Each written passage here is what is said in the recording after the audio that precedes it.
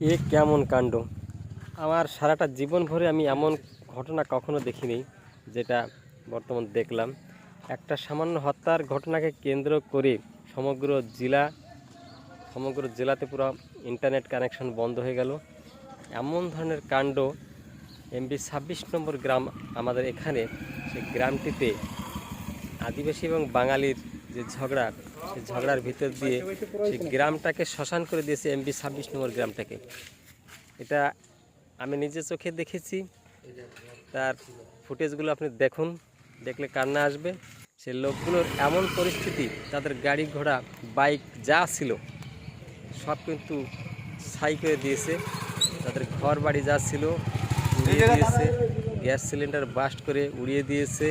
তাদের মানে খাওয়ার মতন জল, মানে জল খাবে একটা গ্লাস তাদের নেই, হাঁড়ি নেই, কড়াই নেই, চাল নেই, ধান নেই, একদম পুরো সম্পূর্ণভাবে গাছতলার লোক বানিয়ে দিয়েছে। এমন অবস্থা, মানে এমন কখনো দেখিনি।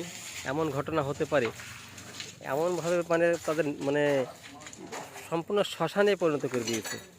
যার জন্য ইন্টারনেট সেবা এই 7টা দিন ব্যাপী পুরো বন্ধ ছিল, সরকারের আয়ত্তের বাইরে ছিল। যার জন্য ইন্টারনেট সেবাটা বন্ধ করে দিয়েছিল। আজকেই খুললো ইন্টারনেট সেবাটা। দেখুন পরিবেশ কী অবস্থা করেছে।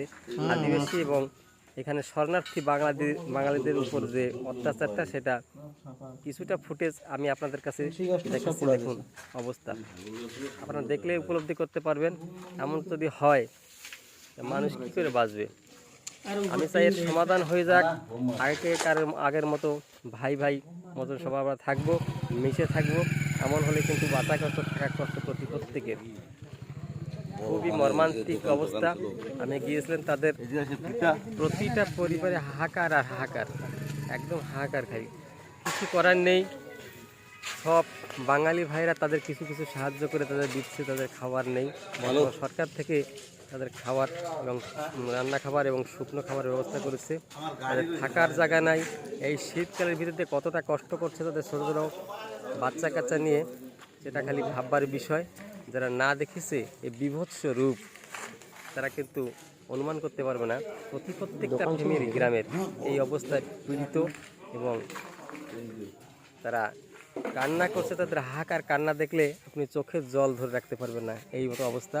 এর নিহিত সমাধান দরকার, শান্তি দরকার, শান্তি প্রত্যেকের দরকার। আমরা আগে যেমন ছিলাম তেমনটাই হোক। আমি চাইব সরকারের কাছে শান্তিটা বজায় রাখার জন্য। এমন ঘটনা বিরল কিন্তু দেখা যায় না। বর্তমান সরকারের বিভিন্ন ধরনের ফোর্স একদম পুরো কিন্তু ওখানে মোতায়েন করা আছে। অনেক হাজার ফোর্স কিন্তু মোতায়েন করে এখনও পর্যন্ত আছে। এটা কিন্তু এক সপ্তাহ আগের ঘটনা, গত সোমবারের ঘটনা। এটা আজকে সোমবার, 8 দিন হয়ে গেল।